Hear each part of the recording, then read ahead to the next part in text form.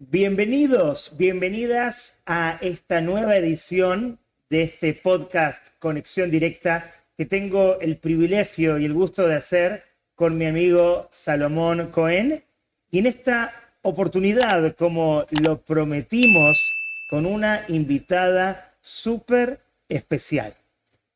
La mamá de Salomón Cohen, Alejandra Chasky de Cohen, que nos va a hablar de un temazo. Veníamos hablando en los podcasts anteriores de el agradecimiento, el perdón, y hoy vamos a hablar de el bullying. Sin más detalles, vamos a presentar a nuestra invitada especial. Muchísimas gracias por la invitación. Siempre cuando nos casamos uno dice, ya perdí mi identidad, ahora soy la esposa de, ahora quedé para mamá de, pero con muchísimo orgullo. Estoy muy feliz de que ustedes dos estén pudiendo compartir este podcast y que haya tenido el honor de ser su primera invitada externa. Así que muchísimas gracias a ambos. Y bueno, vamos a ver qué nos preguntan, qué quieren saber y para qué somos buenos el día de hoy. Bueno, yo también les agradezco. Muchísimas gracias, Rabbi. Muchísimas gracias, Ma. Estoy muy emocionado. Vamos a tocar temas muy interesantes. El bullying, ¿qué es? Empezando por ahí. Si existe, si no existe. Si le pasa solo a los niños, si le pasa a los adultos. ¿Cómo ocurre y cómo... Bueno, tal vez llegamos a cómo resolverlo también, no estoy muy seguro, eso ya no depende de mí. Y lo que me gusta de este podcast es que es la primera vez que estamos trayendo un invitado externo, una persona experta en su campo. Y bueno, vamos a sacar información de un experto, vamos a sacar información un poco más espiritual, un poco más universal. Y yo estaré interviniendo por aquí y por allá. Bueno, digo, un poco sé, ¿no? Al fin y al cabo soy su hijo, así que algo de bullying debo saber. Espero que algo de cómo prevenir y cómo ayudar a quienes pasan por bullying y no algo de cómo hacer bullying. También. Espero que eso sea lo que haya yo podido transmitir durante estos 20 años que he tenido el privilegio y el honor de ser tu mamá. Quiero empezar de la siguiente manera. Antes de preguntarte a ti, Alejandra, que eres nuestra invitada de lujo, quiero preguntarle algo a Salo, ¿ok? Quiero empezar con Salo. Yo sé que estás un poquito nerviosa por este nuevo podcast que estamos haciendo, así que te doy tiempo para relajarte. Salo, háblanos un poquito de qué sientes hoy que está tu mamá con nosotros. Cuéntanos de tu admiración hacia ella, qué es un poquito lo que ella hace, desde tu perspectiva. Y enseguida vamos a hacerle las preguntas a ella. Mira, la verdad es que yo siempre se lo he dicho a todo el mundo. De lo que sé le debo el 95% a mi madre y, bueno, a mi papá también. El otro 5% a la vida y al resto de las circunstancias. Adiós, por supuesto. Ni hablar.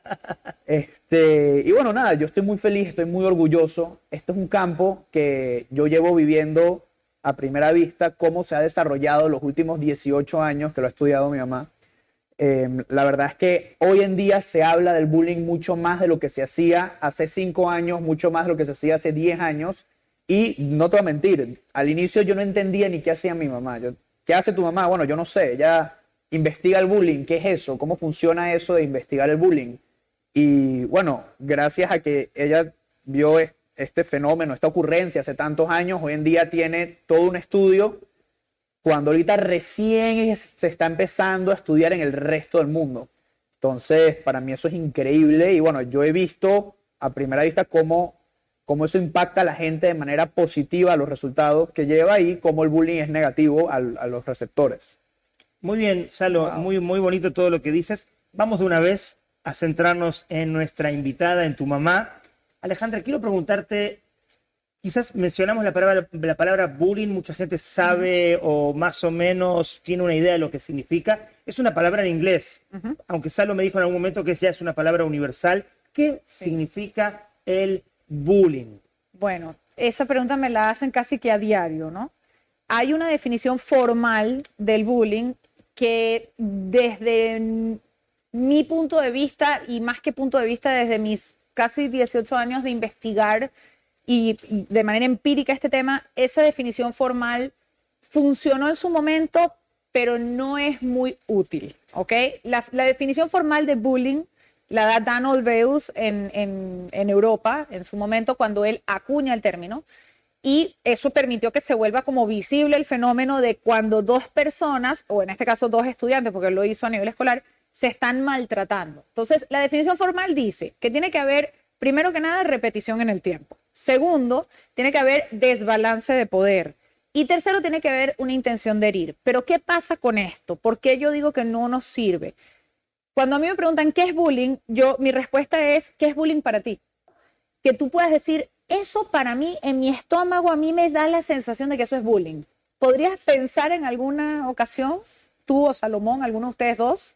Sí, yo creo que de pequeño había muchas circunstancias o situaciones escolares, como mencionaste, donde uno se sentía que era atacado, quizás alrededor todos los amiguitos se reían, o el atacado era otro. Muy bien, agarremos me dijeron algo y todos mis amigos se rieron. Sí. ¿Cuántas veces tenía que pasar eso para que tú te sintieras mal? Una vez ya es muy poderosa, algo muy negativo. O sea que una es suficiente, y si esa persona que se burló de mí era mi mejor amiga, una es muy profundamente suficiente. Entonces, empezando por el tema de repetición en el tiempo, ¿cómo puedo yo medir que esto es o no es bullying? ¿Cuántas veces se tiene que repetir? ¿2 o 20? O sea, ¿cuántas veces son suficientes para que se pueda categorizar como bullying? Por eso es que nosotros nos alejamos de esa definición y decimos que el bullying es cualquier comportamiento que tiene el potencial de herir. O sea, si yo me burlo de ti y eso tiene el potencial de que los demás también se burlen, de que yo empiece a internalizar ese comentario y lo convierta en autobullying, entonces eso es algo que no está bien. Sin necesidad de hacer un drama terrible de si es o no es bullying para salir en las redes sociales, ya ese comportamiento que tiene el potencial de herir es un comportamiento que no tenemos por qué aceptar, no tenemos por qué generar esta cosa de que esto es normal. Y el otro punto, sin entrar demasiado en definición formal, es el tema de la intención de herir. La mayoría de las situaciones como esta que acaban de describir ustedes, la persona que se burla de alguien, si yo lo siento y le digo, a ver, ¿para qué lo hiciste? ¿Cuál era tu objetivo? ¿Qué querías lograr? La probabilidad de que me conteste, yo quería herir al otro, es muy pequeña, a menos de que sea un psicópata.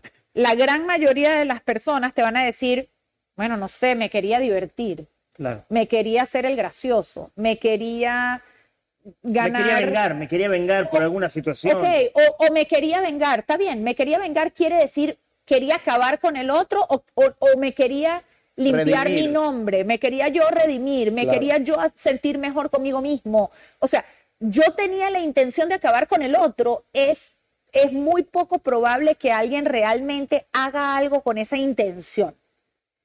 Y de hecho aquí traigo a alguien muy importante que dejó escrito en su diario que a pesar de todo sigo creyendo que la gente es buena en su corazón. Para los que no sepan quién dijo eso lo dijo Ana Frank.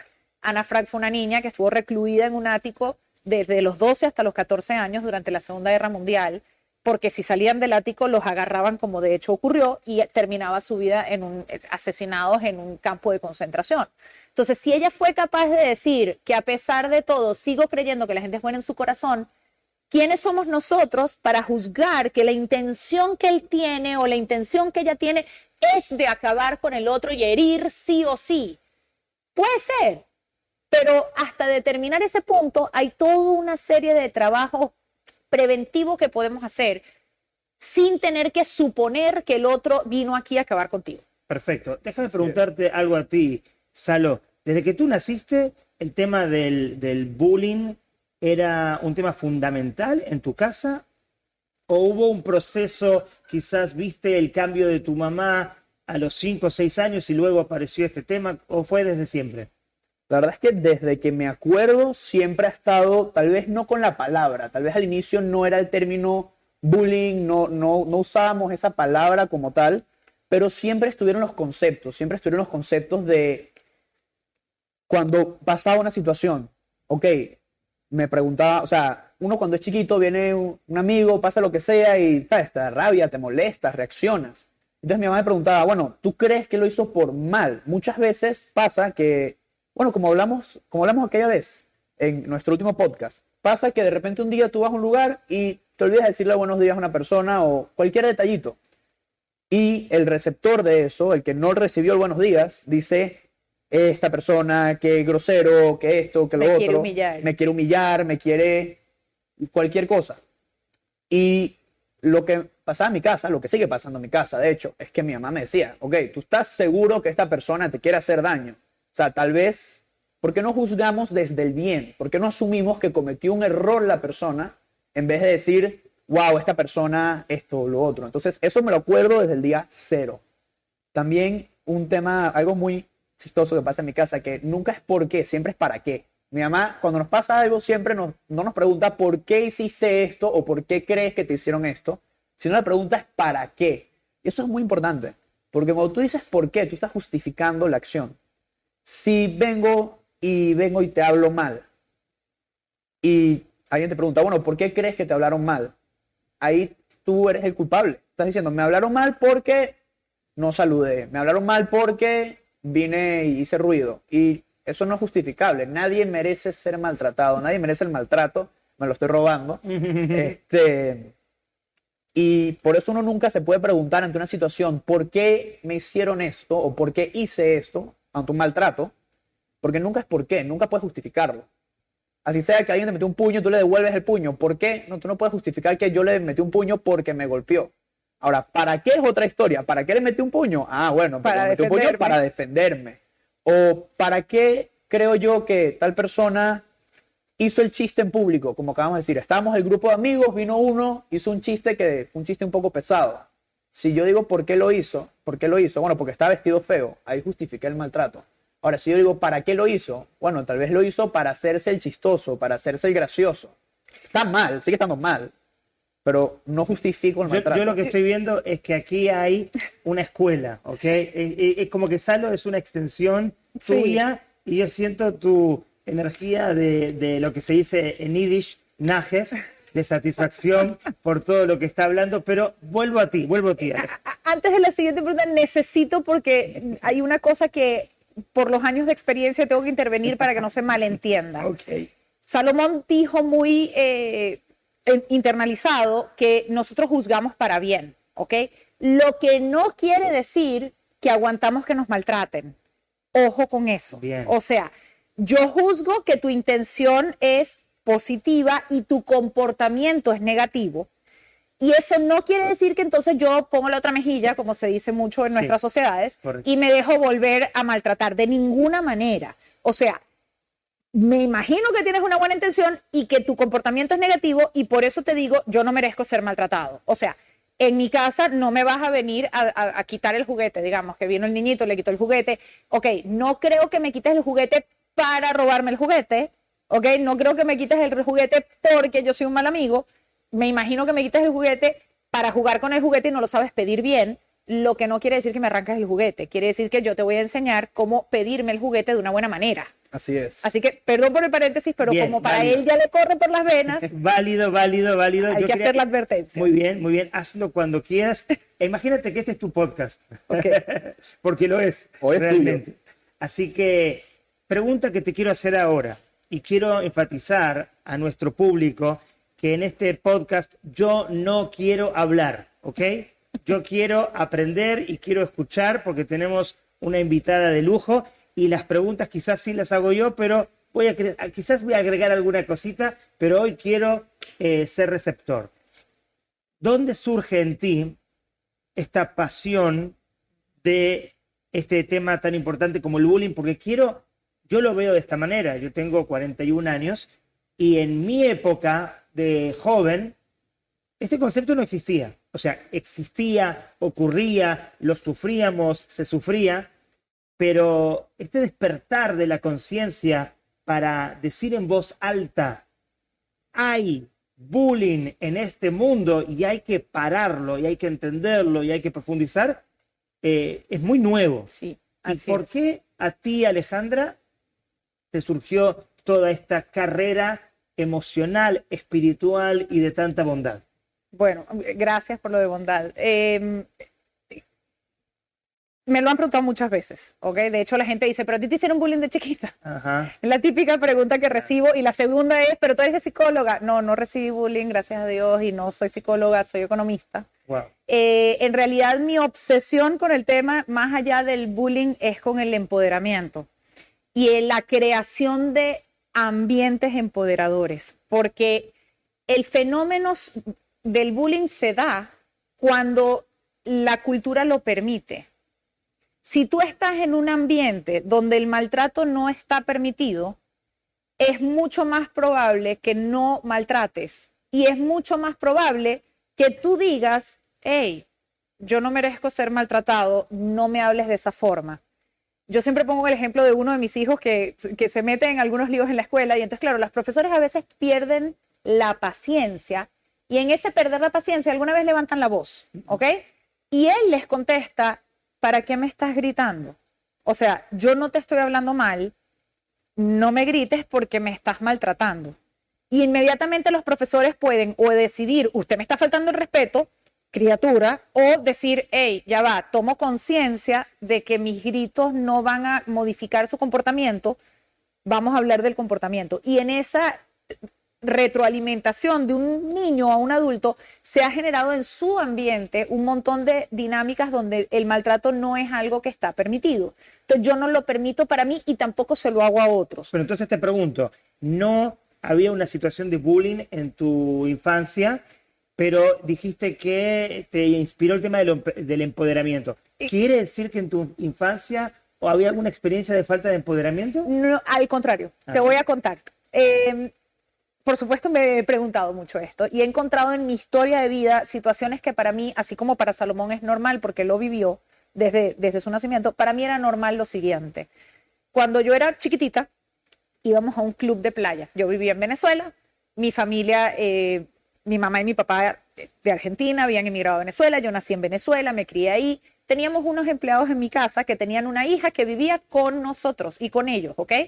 Al principio la situación era la típica situación que ocurría en Venezuela. Familia colombiana, vienen, tienen un bebé, lo mandan a Colombia, que lo críe la abuela, y mi mamá le dice, de ninguna manera tú vas a criar a mi hija y no a la tuya. O traes a la tuya o te vas a vivir a Colombia, pero esto insostenible. Impresionante. Entonces trae a vivir a la hija a mi casa, y para mí era mi amiga, era mi hermana, o sea, era parte de mi vida familiar. Un día nos vamos de fin de semana al club de playa, y no sé por qué ese fin de semana ellos, en vez de irse a su casa con su familia, la niña se quedó con nosotros. No me preguntes detalles porque era muy chiquita. Pero sí me acuerdo estar en el club, en la piscina, y una señora acercarse y decirle a mi mamá que los hijos de los empleados no se podían bañar en la piscina.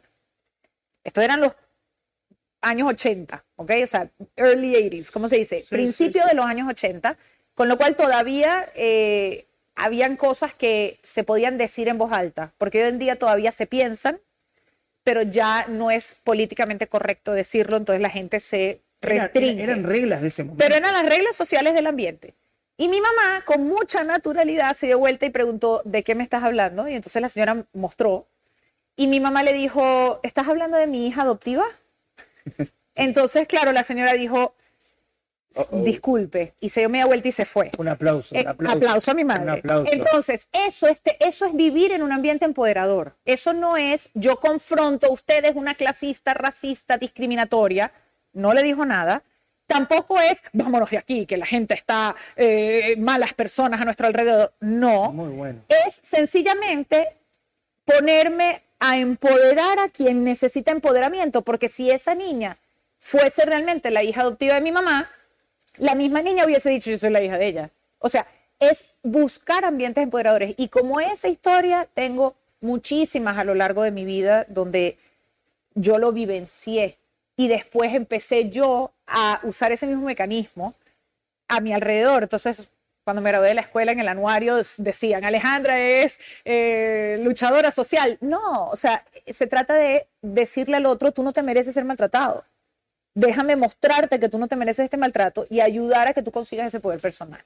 Entonces, el bullying es una manifestación visible de esto, pero en el fondo lo que está faltando es el empoderamiento y el empoderamiento mutuo. Somos responsables unos por los otros. Impresionante, impresionante. Estoy escuchando y me emociono. Y al mismo tiempo esto es un podcast, como ustedes saben, bien, pero bien natural. Nada está preparado. Y espero no sorprender a Salo con este planteo, esta pregunta. Las historias que tu mamá cuentan Yo tengo unas similares. son increíblemente. impresionantes y estoy inspiradísimo y quiero, y estoy seguro que nuestros oyentes o televidentes están muy inspirados también. ¿Tú tienes alguna historia así? Pensando en lo que contó mi mamá, que no era por falta de empoderamiento, que no era por falta de, o por bullying que este interés surge, a mí me pasó algo muy similar.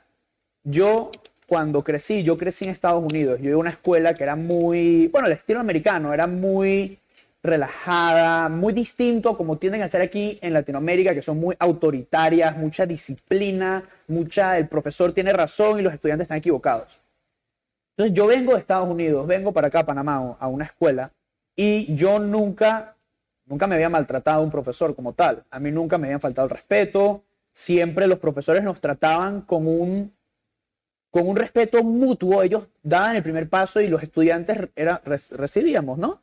Y era simultáneo. De aquí llego a Panamá y me presento en una escuela donde uno de los primeros días me dice la directora.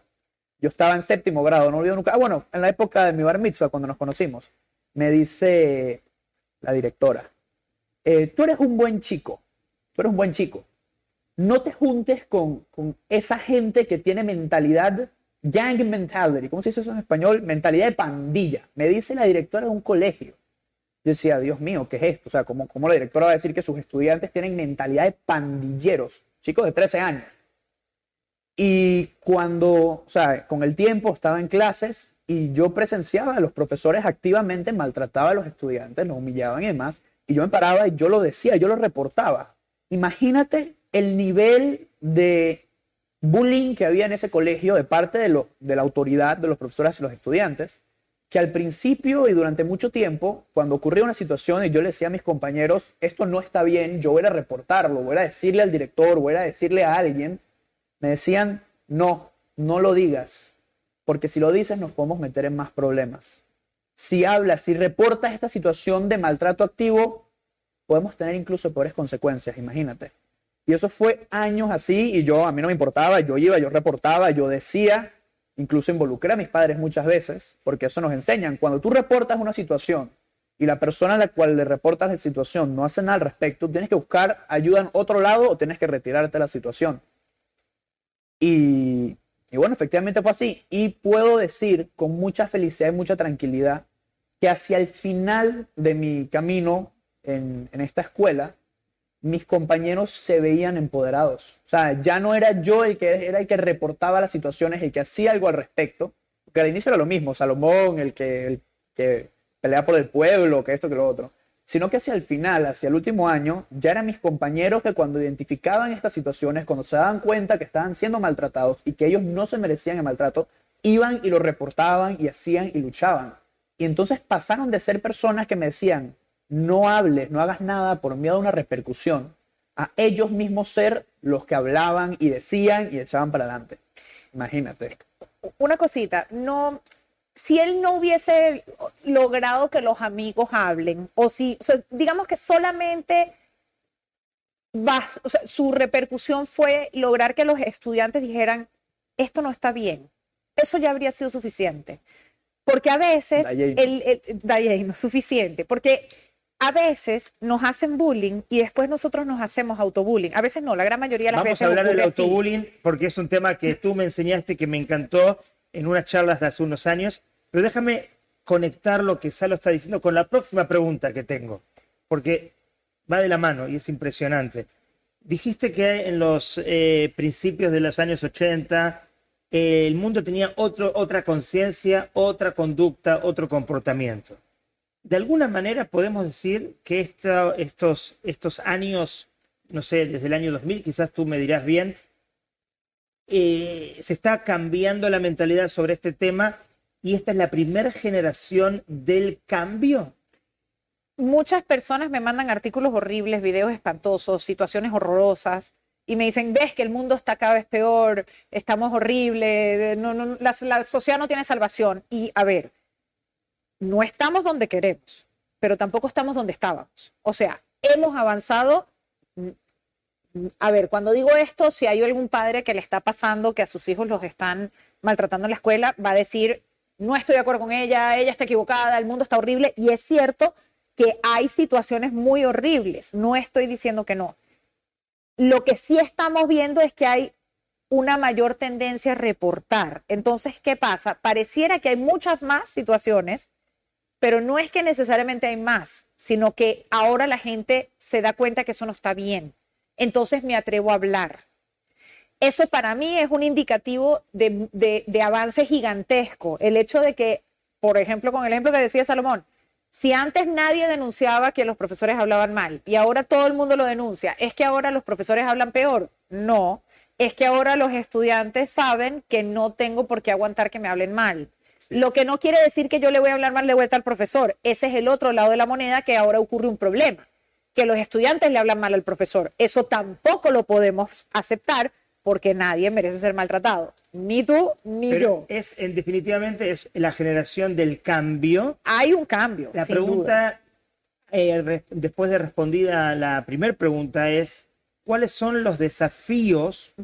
Quizás la próxima generación va a ser quizás más fácil que esta generación, pero esta es la generación bisagra, la generación de la transición, del cambio. Sí. ¿Cuáles son los desafíos? Porque vamos a ser sinceros.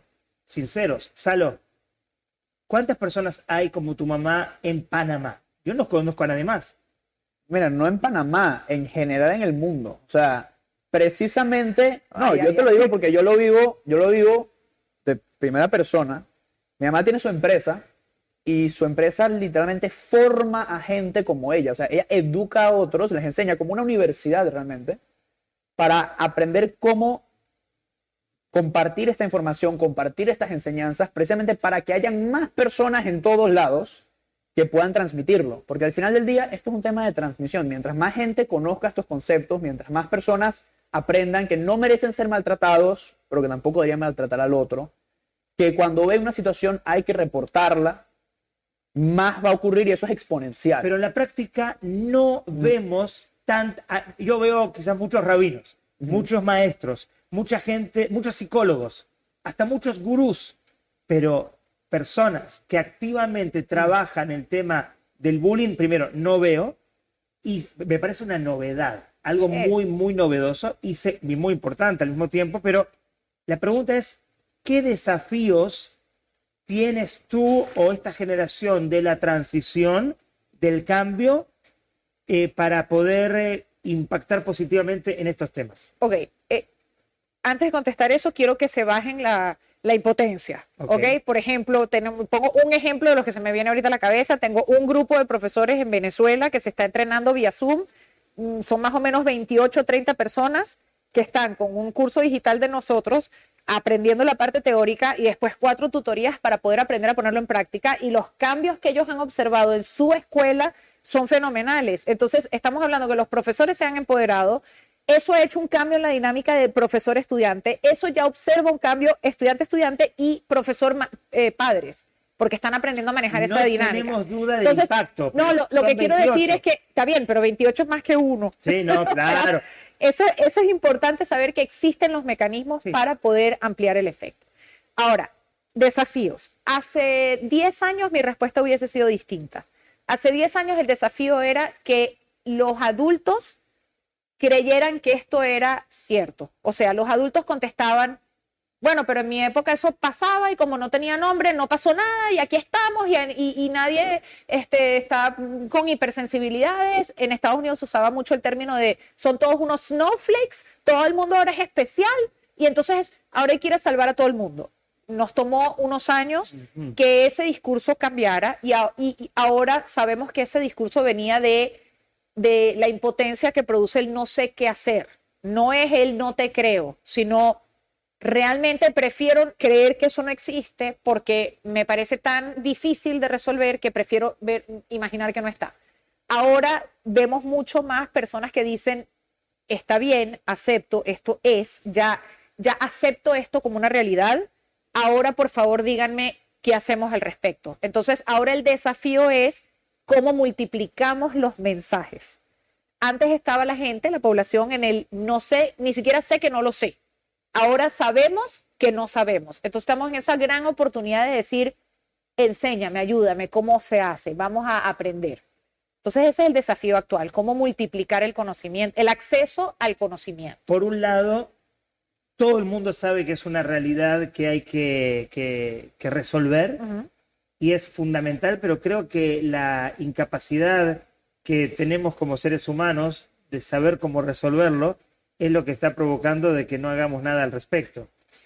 Pero entonces, si tú eres, vamos a decir, como dice el Hasidut, el hasidismo, si tú prendes un fósforo en un cuarto oscuro, esa pequeña luz va a disipar muchísima oscuridad, porque la oscuridad no pelea contra la luz. Apenas prendes el fósforo y la oscuridad se disipa naturalmente. El desafío que pienso que tienes es cómo ser luz en un mundo tan oscuro, pero sabiendo que prendes esa luz y automáticamente se disipa mucha oscuridad. La pregunta que te voy a hacer ahora es, ¿cómo ves que impacta tu luz en este mundo oscuro? ¿Puedes contarme o contarnos y a todos los televidentes alguna historia, por supuesto, sin mencionar nombres, pero alguna historia de empoderamiento, alguna historia de que inspiraste y salvaste a una persona y a toda su familia? Ay, ay. Wow, ok, bueno, primero gracias por eso de que traigo una luz, me voy a ruborizar. No, así es. De verdad que, bueno, en principio voy a mostrarles una pequeña luz que acaba de ocurrir, ¿ok? Hay un punto dentro de lo que es el cambio cultural. Nosotros lo que proponemos es un cambio cultural, o sea, Generación EPI lo que trae es cambio cultural. Las personas suelen decir que ante el maltrato, el bullying o el mal relacionamiento, nadie hace nada porque a nadie, Le afecta. a nadie ¿Le importa? le importa. La gente suele decir, nadie hace nada porque a nadie le importa. Sin embargo, durante esta conversación, con mucha naturalidad, aquí el rabino, sin darse cuenta, dijo, nadie hace nada porque nadie sabe lo que se puede hacer. Lo acabas de decir. Sí. Y eso es un grandísimo espacio para tomar acción y aprender. Nada más el hecho de poder saber que a partir de hoy, de este podcast, quienes nos escuchan y ustedes dos, van a poder saber que cuando alguien viene y te dice, es que nadie hace nada porque a nadie le importa, tú puedas contestar, la gente no hace nada porque no sabe lo que puede hacer. Eso ya permite que esa persona que está sintiéndose sola y que yo no le importo a nadie y que esta situación a nadie le importa, ya no se va a sentir sola. Va a decir, ok, la gente no hace nada porque no saben lo que pueden hacer. Es muy distinto a yo no le importo a nadie. Entonces, eso es una pequeña cositas, muestras de cómo se va esparciendo este mensaje. Ahora, algo un poco más grandioso, más inspirador, más wow, de esas, como lo de mi mamá con la niña en la piscina. La verdad es que tengo una colección importante de historias, ¿no? Se me viene a la mente la mamá que en un momento dado me contaba y me decía, es que el papá no visita a mi hijo, o sea, una pareja divorciada, es que el papá ya no lo visita porque como no me está pasando la pensión, no quiere venir. Y entonces yo le ayudé a ver que eso es autobullying. No, el papá no te está pasando la pensión y eso es un maltrato a ti, punto. Y el papá está tomando la decisión de no visitar a su hijo y eso es un maltrato, punto. No me asocies estas dos ideas como que porque tú le estás cobrando la pensión, tú eres la culpable de que el papá se aleja del hijo. Y ella vio eso y fue como, ¿cuánto peso encima se me va? No es mi culpa que el papá no quiera una relación o no luche por una relación con el hijo. El papá me tiene que pagar la pensión porque es lo que corresponde y el papá tiene que hacer su esfuerzo con el hijo porque es lo que corresponde. Yo no soy la culpable. Eso les ahorramos años de terapia a esta mamá con este hijo, donde la mamá tomaba acciones desde la culpa hacia su hijo, una culpa que no le corresponde, y el hijo iba a crecer con un reclamo a la mamá que no correspondía, porque si el papá tiene o no tiene una relación, no es por culpa de la mamá. Eso, por ejemplo, a ver, se me vino, no venía preparada con esta historia, pero me acuerdo la cara de paz que le vino a ella, ¿no? Otra pareja que llegó a mi oficina donde a él lo estaba maltratando ella, lo cual él no se daba cuenta, ¿no? Porque en nuestra sociedad todavía muy patriarcal, el maltrato al hombre es algo que no es, casi que ni se habla, o sea, eso sí que es un tabú. ella lo humillaba, le decía es que tú eres un bueno para nada, no ganas suficiente plata, tú no sabes criar a tus hijos, eres un desordenado, tú. Y entonces ayudarlos a los dos a darse cuenta que nadie merece ser maltratado y que ella tomara conciencia de, wow, estoy maltratando a mi marido. Cuando para ella eso era normal, hacerle ese tipo de reclamos al marido. Y hoy, 8 meses más tarde, que me texté el marido diciéndome, me empoderé lo suficiente y junto con mi esposa tomamos la decisión de que renunciar a este trabajo donde me estaban haciendo tanto daño es lo mejor para nuestra familia. Y me atreví y estoy montando mi propio negocio. O sea, wow, al margen de que se salvó la pareja, No, ella eso también dejó es de importante. maltratarlo. O sea, se salvó la pareja, los 2 hijos que son chiquitos, 5 y 6, 5 y 7, ya no están viendo una dinámica de humillación en casa. Ese niño que algún día va a ser un hombre ya no se va a maltratar a sí mismo si por un periodo de tiempo no gana suficiente dinero para mantener a la mujer como él en su mente creía que la tenía que mantener. O sea, esas cosas que me han pasado han sido espectaculares en la vida, ¿no? Salo, a partir de esto te voy a preguntar, te veo un poquito... quiero que nos inspires tú también porque tú eres la extensión de todo el trabajo de tu mamá. Un día vamos a invitar a tu papá también. Claro. Pero... En realidad, Claro sí, que yo sí. debo decir algo. Salomón habla mucho de su mamá. Ajá. Pero mi gran aliado empoderador en la vida fue, Oh. sí, es mi marido. Muy ¿Ok? bien. O sea, Daniel es el compañero que camina a mi lado y que me ha permitido a mí, por todo lo que hemos hecho como familia, dedicarme a estudiar todo esto. O sea, si no fuese por cómo él y yo caminamos la vida, yo no habría leído todos los libros que he leído, no habría hecho todas las pruebas que he hecho, no habría investigado como he investigado. Mándale un saludo, mándale un saludo. Te mando un gran saludo. Y al mismo tiempo, él es parte de las personas a las que yo he observado en mi vida, porque él nació a su vez en una casa donde el nadie merece ser maltratado es obvio. O sea, tan obvio que cuando nosotros hablamos de estas cosas, para su familia de origen es como... ¿Qué hay que o sea, enseñar? ¿qué es lo que hay que enseñar? No entiendo. O sea, ¿por qué esto hay que enseñarlo? Esto como que no es, ¿cómo no es normal? Esto es lo normal. Y además, él trajo todo eso a nuestra familia. O sea, realmente él tiene mucha firmeza, mucha claridad de lo correcto y lo incorrecto, de amor incondicional. El concepto de amor incondicional es un concepto que él lo maneja muy bien porque él es muy, o sea, él perfectamente le puede decir a su hijo, no estoy de acuerdo con lo que estás haciendo, igual te amo. O sea, el amor no tiene nada que ver aquí con mi aprobación o no de tu comportamiento. Fantástico. Él sí puede decir, no estoy de acuerdo con lo que estás haciendo, entonces no te lo fondeo, no te ayudo, no te apoyo necesariamente.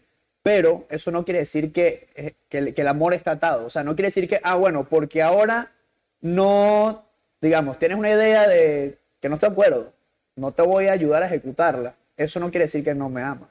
Y eso viene realmente de mi abuela. Yo creo que eso viene de mi abuela, ¿no? El tema, todo lo del amor incondicional y lo del empoderamiento. Si quieren ver la definición de una mujer empoderada, mi abuela Fanny es... Abuela paterna, claro. Sí, la mamá de mi papá. La invitamos también próximamente. Cuando quieras. Eso sí que es de lujo. Feliz ella de venir Salo, para acá. déjame preguntarte, te iba a preguntar desde la perspectiva de tu mamá, ahora se menciona a tu papá. Baruch Hashem, todos los hijos pensamos en algún momento que nuestros padres son superhéroes. Cuando en general, desde pequeños, quizás después cambiemos la perspectiva. En la adolescencia nos damos cuenta Ahí de nos damos que cuenta no. que no. Pero creo que Salo, como habla de ustedes, todavía piensa que ustedes son superhéroes y muy especiales, por supuesto con sus virtudes y con sus defectos, pero gente muy especial.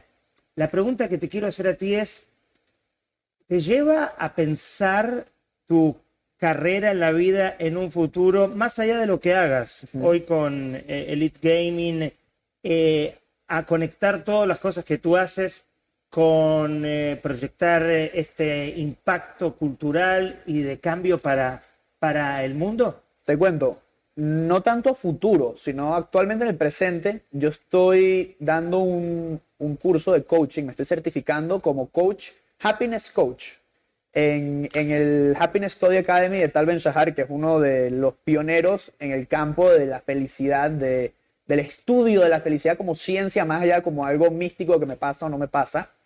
Y yo me he dado cuenta, no sé si ya lo hemos hablado en otros podcasts, pero yo desde que tengo, no sé, de 13, 14 años, siempre he sido tutor de matemáticas, química, física. He tenido muchísimos estudiantes en todos los colegios aquí en Panamá, a nivel internacional, en todos lados. Y yo me he dado cuenta que el gran éxito, ¿cuál es?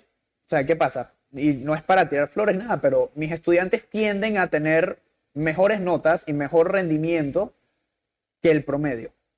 Y no es porque yo sea el gran profesor, yo realmente no lo soy.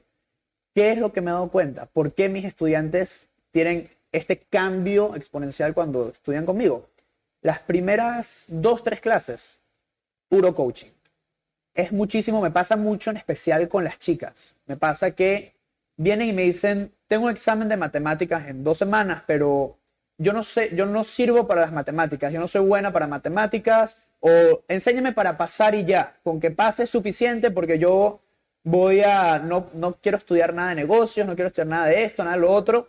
¿Por qué? Porque toda la vida le han dicho que ellas tienen que estudiar que si mercadeo, que se tienen que casar, que esto, que lo otro. O que no sirven para las matemáticas, que los profesores incluso, que no, que tú no eres bueno, que esto, que lo otro.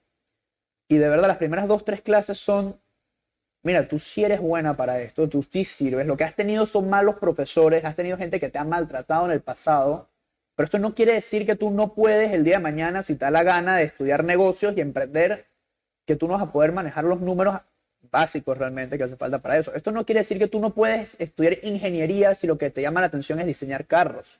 No quiere decir que te tienes que dedicar tu vida a estudiar diseño de ropa, mercadeo, psicología, que son carreras totalmente válidas, totalmente wow. De hecho, yo aquí, en la gente que está con nosotros, tengo diseñadores gráficos, gente de mercadeo y son claves, pero porque ellos eligieron eso, ellos decidieron hacerlo. No fue una limitación impuesta. Y cuando tú rompes esa barrera, cuando la persona se da cuenta que efectivamente puede, cuando tú crees en ellos, eso automáticamente les cambia el chip. Yo creo que lo mencioné una vez. Yo tuve un estudiante que al final me agradeció y me dijo, gracias a ti por creer en mí, por no maltratarme a la hora de que yo no entendía las cosas y por decirme que yo puedo, por empoderarme y que ahora estoy pudiendo hacerlo. Yo voy a agregar algo que él no se da cuenta que él sí hace. Él tiene varios empleados, o sea, varias personas que trabajan con él. Y el ambiente que él ha creado en las empresas que ha fundado es un ambiente bastante de empoderamiento mutuo, o sea, de apoyo mutuo, donde las personas pueden recurrir a pedir ayuda, plantear situaciones, o sea, es un ambiente bastante... no tóxico. Salo, te transformaste ahora en el superhéroe de tu mamá. Eso es realmente el objetivo y eso realmente es impresionante. ¿Sí? Ojo, estamos clarísimos de que no somos superhéroes y de las fallas que tenemos. Cualquier pregunta que le quieras hacer acerca de las fallas de sus padres, te garantizo que tiene una lista larga. ¿Eh? No me extrañaría. Bueno, vamos a una próxima pregunta. El tiempo, decían cuando yo era pequeño, en la televisión es tirano. Así es. Y el tiempo se nos está yendo de una manera impresionante. Creo que nos podríamos quedar contigo, Alejandra, aquí, creo que 3 o 4 horas tranquilamente. Pero quiero hacerte otra pregunta. ¿Bullying impacta en la estructura emocional de la persona trayendo vergüenza o culpa principalmente? Buenísima pregunta, buenísima. La persona que mejor lo ha definido desde mi punto de vista se llama Brené Brown, ¿ok? Lo que pasa es que hay un tema de sutileza del idioma, así que voy a hablar inglés y español. Ella habla de la diferencia entre embarrassment, o sea, me dio vergüenza, pero como, ay, qué vergüenza, como pena, ¿no? Como una penita ahí, avergonzado, pero pequeño. Sí, sí, sí. Versus humiliation, o sea, humillación, me siento humillado. Versus, se me acaba de ir la shame. otra de la cabeza, sí, y shame, pero hay una más que ahora me vuelve. Versus shame, ¿ok? Shame es soy una vergüenza. O sea, en inglés existe la diferencia en el idioma de yo estoy avergonzado versus yo soy una vergüenza. Wow. Y eso es muy profundo, porque si yo dije un comentario y la gente se rió porque, no sé, metí la pata y dije una tontería, y yo no he incorporado, o sea, no he interiorizado el bullying para convertirlo en autobullying, yo lo que siento es, ay, qué vergüenza lo que dije. Pero si yo he incorporado en mi ser, yo ya me estoy haciendo autobullying hace mucho, y yo digo el mismo comentario y la gente se rió y yo metí la pata, lo que yo empiezo a sentir es, yo soy una vergüenza. No siento vergüenza. Entonces, eso hay que tener mucho cuidado con eso de sentir una pequeña, momentario, o sea, del momento, versus yo soy una vergüenza tan grande que debo ser eliminado de la ecuación. Quizás por eso, ahora me pongo a pensar en el judaísmo, en lo que es el Talmud, la Mishnah, hay una frase que dice, todo aquel que avergüenza a su prójimo en público, aunque quizás no en público también, en privado también, pero así dice la sentencia, porque en público quizás es un poquito mayor, todo aquel que avergüenza a su prójimo en público es como si lo matara.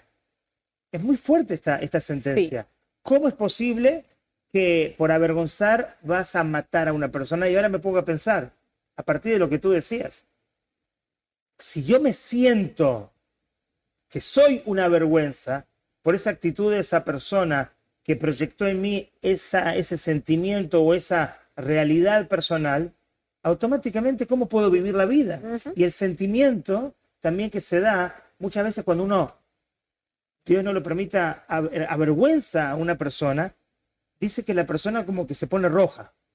Y dicen nuestros sabios, porque la sangre se le cae al piso, se le cae a los pies. Pierde toda su vitalidad, pierde toda su energía. De alguna manera su alma se exilia dentro de su cuerpo. Eso es matar a una persona. ¿Pero qué significa matarlo?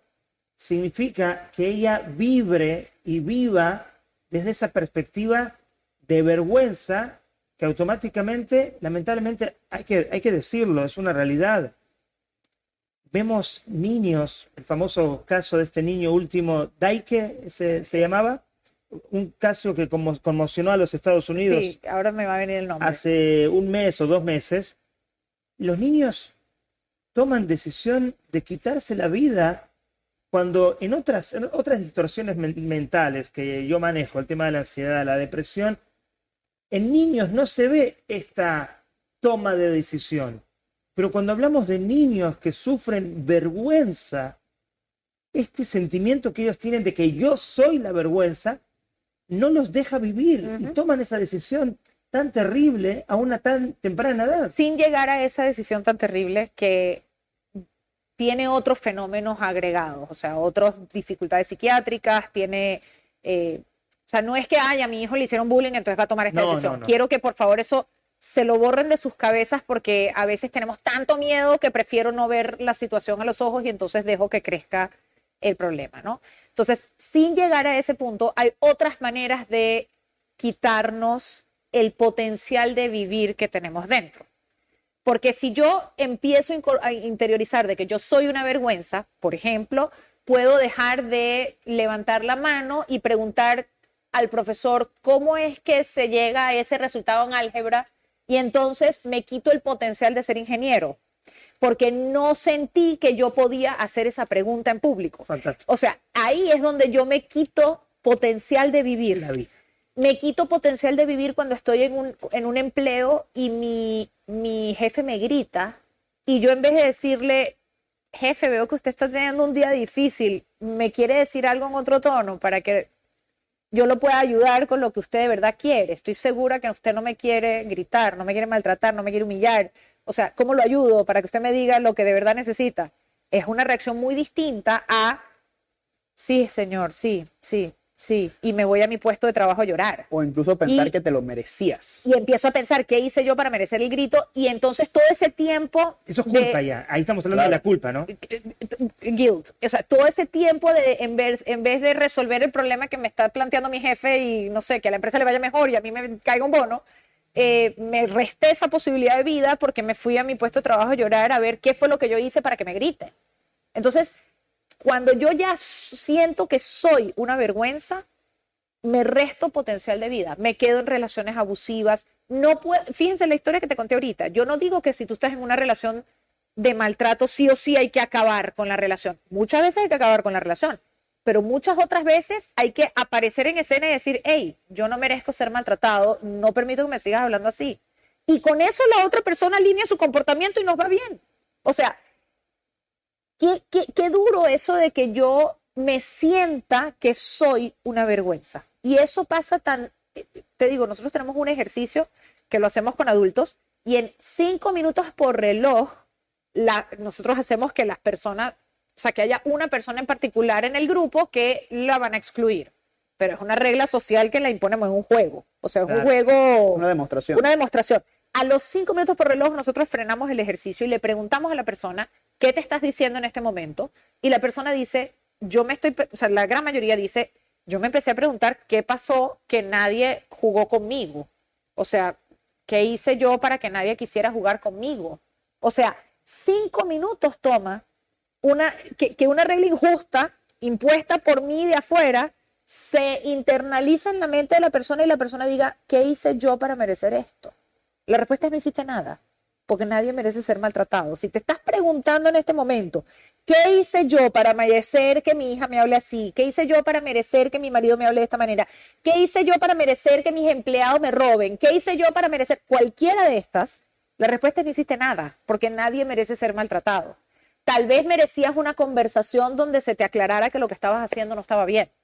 Tal vez merecías, no sé, una separación o que te despidan de un trabajo. Un despido no es un maltrato, un despido es una terminación de una relación laboral.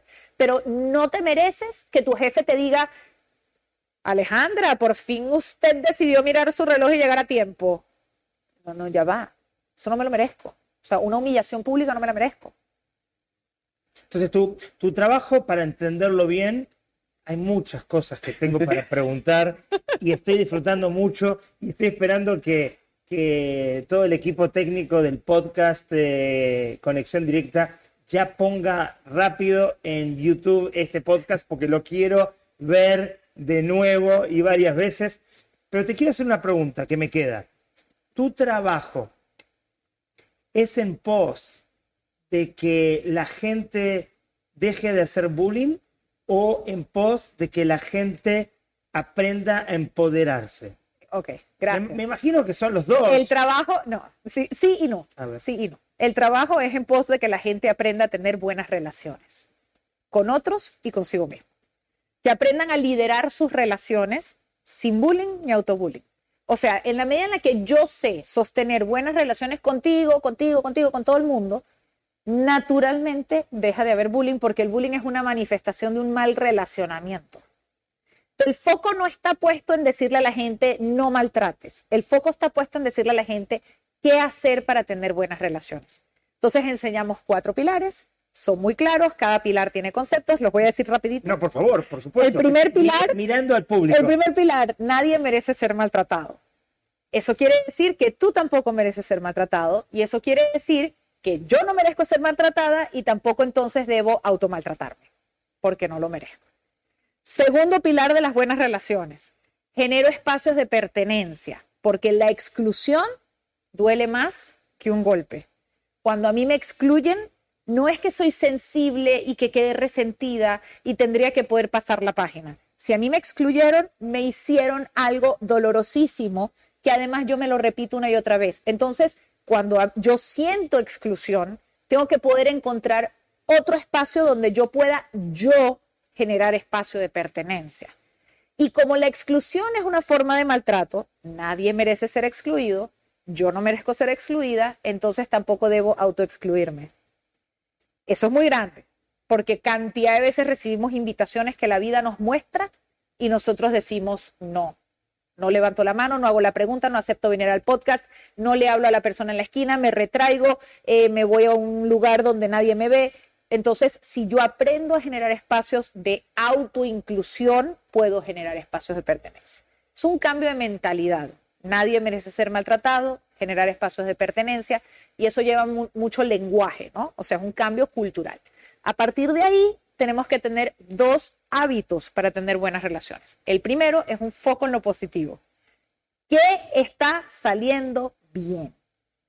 Solemos empezar por decir, usted se equivocó, esto está mal, aquello no funcionó. Esto tiene que ver con el mensaje semanal que recibimos de Alejandra. Así es. De Así es. ¿Cuál fue tu logro esta semana? Exactamente. Y es un mensaje que quizás uno no le responde a ella, pero automáticamente uno se pone a pensar. Así es. Todas las semanas nosotros invitamos a las personas a hacer viernes de Reconoce tus logros, porque la gente cree que el logro tiene que ser algo gigante. Es más, tengo una clienta que el otro día me comenta y me dice, bueno, es que tú me pides que yo ponga logros, pero yo soy ama de casa. Le digo, ¿y eso qué tiene que ver? ¿Lograste levantarte a la mañana e ir a hacer ejercicio? Un logro. ¿Lograste que tu casa esté ordenada? Un logro. ¿Lograste que la serie te vuelva? Y ni hablar los empresarios que tengo por clientes y me contestan, es que me cuesta ver los logros porque la empresa no está en la rentabilidad que yo quería. Y lograste tener un montón de empleados, lograste llegar a este nivel de rentabilidad, ¿cierto? Lograste sobrevivir la pandemia, lograste que tu empresa tenga unos resultados de armonía en la cultura de tu empresa. O sea, ¿qué cantidad de cosas has logrado? Pero no, tendemos a mirar primero lo que no hay. Entonces, tener un foco en lo positivo es, primero veo lo que sí está saliendo bien y segundo, lo otro que quiere decir un foco en lo positivo es me enfoco en aquello que yo sí puedo hacer. O sea, yo soy estudiante, el profesor me grita. Yo no puedo hacer que el profesor no me grite. No está en mi área de poder. ¿Qué sí puedo hacer? Decirle al profesor, ¿qué desea usted decirme sin gritarme, por favor? Tal vez el profesor me va a seguir gritando, pero yo no lo permito. O sea, no interiorizo el maltrato. Por ejemplo, se me ocurre ese ejemplo, ¿no? Entonces, un foco en lo positivo. La gente siempre me dice, ¿pero por qué no empiezas por ahí? Porque es que si tú todavía no entiendes que nadie merece ser maltratado y yo te pido tus logros, lo primero que va a pasar es que el bully de tu cabeza va a decirte, ¿qué logro vas a tener si eres un bueno para nada? Y la respuesta al bully de tu cabeza es, aunque yo no haya logrado aquello que se suponía que iba a lograr, igual no merezco que me digas que soy un bueno para nada y que me humilles. Me encanta. Porque nadie merece ser maltratado. Me encanta. Entonces es el tercer pilar de las buenas relaciones, con otros y contigo mismo. Y el cuarto pilar de las buenas relaciones es cuando ya tú incorporaste estos tres pilares. La mejor relación es la que produce lo que se llama un aliado empoderador. O sea, el cuarto pilar es comportarme como un aliado empoderador. ¿Qué es un aliado empoderador? En el ejemplo de la historia de mi mamá, si mi mamá se hubiese puesto a confrontar a la persona que quería sacar a la niñita de la piscina, eso no es un aliado empoderador, eso es alguien que está defendiendo y confrontando. Un aliado empoderador es alguien que se pone del lado de la persona que necesita ayuda y le dice, ¿qué puedo hacer yo para que tú te pares sobre tus propios pies? O sea, a lo Maimónides. ¿Qué puedo hacer yo para que tú aprendas a pescar? ¿Cómo te empodero a ti? ¿Cómo te ayudo a ti? Cuando hacemos eso por otros y también por nosotros mismos, nuestro cerebro empieza a entender que yo debo estar bien, porque si yo no estoy bien no puedo empoderar a otros. Entonces, si ustedes quieren ayudarse a resolver muchos problemas en sus vidas, busquen a alguien a quien ayudar, ayuden a esa persona, no rescatar, ojo con eso, ayudar es empoderar, darle el zapato a la persona que no los tiene para que salga de aquí caminando, ¿ok? Empodera a otro y vas a ver cómo automáticamente tu vida va a estar mucho mejor. Bueno, la verdad que impresionante. Siento que quizás va a haber un segundo episodio Muy probablemente, y sí. hasta un tercer episodio porque realmente hay mucho para desarrollar. Siento, sinceramente, Alejandra, que hemos abarcado en una forma muy superficial los conceptos, pero cada una de tus sentencias o palabras es un océano de cursos y de entendimiento. El glaciar. El glaciar, que se ve solo la puntita y abajo hay un la montón. punta del iceberg hemos tocado, pero creo El que a la gente le va a llegar mucho este mensaje. Va a ser un podcast muy empoderador, Dios mediante, y los invito a todos a poner sus comentarios, a contarnos historias, a hacer todo tipo de comentarios sobre lo que han escuchado. Feliciten a Alejandra por todo su trabajo. Y quiero terminar, porque yo abrí el podcast. No, pero yo lo termino. Quiero terminar, obvio, quiero terminar con Salo, eso dije. Ah, ok. Yo lo empecé, yo quiero que lo termine Salo. Bueno, yo creo que para cerrar el podcast, primero, como siempre, muchas gracias, Rabino, muchas gracias, Ma, por tu tiempo. Muchas gracias a todo el equipo de producción que cada vez crece. Muchas gracias a todos ustedes. los viewers. Y a Centro Y Móvil. mencionalos a cada uno y uno. A cada viewer o a cada... No, bueno, a al Hansel, equipo que está en técnico. cámaras, a Mauricio, que nos ayuda en producción, a Jordi, que nos ayuda con todo. Y por último, yo creo ¿Qué que le la pasa? manera más apropiada de cerrar este podcast es reconociendo los logros. Ah, qué 3 bueno. logros, Rabbi, te doy el micrófono. 3 logros que has tenido, puede ser hoy, puede ser esta semana, puede ser recientemente, más también. Y por mi parte, reconoceré mis logros. Y también le preguntaré al staff técnico que tenemos aquí. Me parece un broche de Y oro. que cada uno de los televidentes Se pre- ponga también... por 3 lo- logros en tres- el comentario, tres eso o estaría uno. espectacular. Bueno, por lo menos Pero puede uno. empezar con uno. Pero les voy a poner Básicos. ejemplos simples para que no se crean que tienen que ser wow fenomenales, ¿ok? Logré salir a cenar ayer por el Día del Padre con mi marido, mi cuñado, mi suegro y un amigo que estaba aquí. Y la verdad es que fue una hermosísima cena, eso fue un gran logro. Logré llegar hoy a este podcast que no necesariamente estaba 100% planificado mi día alrededor de, porque tuve una pequeña confusión de espacio, porque hoy estamos en otro lugar, no estamos en Elite PC, estamos Correcto. en Elite Gaming, estamos en otro lugar que Centromol nos prestó. Y esta mañana logré darme permiso de no hacer ejercicio, porque yo normalmente hago ejercicio a primera hora de la mañana y anoche me fui a dormir muy tarde por esta cena que tuvimos y para mí, en vez de decirme, ay, soy una floja, no, ya va, señores, no dormí suficientes horas, necesitaba 1 hora y media más de sueño y logré darme permiso de descansar. Es un logro. Espectacular. ¿Tus logros, Salo? Yo logré que ocurra este podcast, porque bueno, tuvimos un inconveniente técnico grande donde por lo generalmente hacemos los podcasts, así que para mí fue un tremendo logro, no solamente venir aquí y poder hacerlo, sino coordinar con ustedes, coordinar con mi personal, coordinar con todos. Ese es un logro bastante importante del día. Vamos a pensar, otro logro, bueno, yo vine de viaje, logré pasar muchísimo tiempo con mi abuela, para mí es muy importante estar con ella. Entonces logré venir, organizarme, poder estar con ella y el logro, añadido a eso, también logré salir con mis amigos que tampoco veía hace mucho tiempo. Para mí es muy importante estar con ellos, entonces logré de alguna manera regresar, estuve tiempo con mi abuela, compartí con ella, compartí con mi familia, compartí con mis amigos, compartí con mi papá y con mi familia en el Día del Padre y estamos al lunes y estamos logrando tener este podcast. Muy bien. Mi logro puede parecer muy jocoso, pero es un logro al fin. Mi esposa está de viaje. Mi hija ayer, Débora, a la cual le mandamos saludos, se graduó ayer de la secundaria en Nueva York, en los Estados Unidos, y mi esposa viajó especialmente para esa graduación. Entonces yo me quedé con mis hijos en casa y hasta desde el sábado de noche que viajó hasta mañana, creo que cada segundo de De que están vivos. cada segundo de toda mi interacción con ellos es un gran logro. Estoy de acuerdo. Así que bueno, Salo, cerrá este espectacular podcast con un mensaje final y hasta la próxima. Bueno, todos, lo más importante, siento yo, lo más importante que se deben llevar de todo este podcast, creo, bueno, todo es importante. Pero recuerden que nadie merece ser maltratado, en especial uno. Muchas veces en la vida nos encontramos situaciones, y bueno, yo lo he dicho, yo no puedo controlar qué hace el otro. Yo no puedo controlar si llueve, yo no puedo controlar si me gritan, yo no puedo controlar si viene alguien y me choca el carro. Lo que yo sí puedo controlar es lo que yo pienso, lo que yo siento y lo que yo hago. Y yo tengo que saber siempre que yo no merezco ser maltratado, punto y final. Y ni hablar que yo no debo maltratar al otro. Pero yo creo que lo más importante que cada uno se lleve es que ustedes no se merecen ser maltratados. Si por cualquier razón, por cualquier motivo, están siendo maltratados, nunca se pregunten por qué me están haciendo esto. Nunca justifiquen, nunca... O sea, recuerden que el maltrato no se lo merece. Y con eso creo que podemos cerrar. Muchísimas gracias a todos una vez más y nos vemos en la próxima.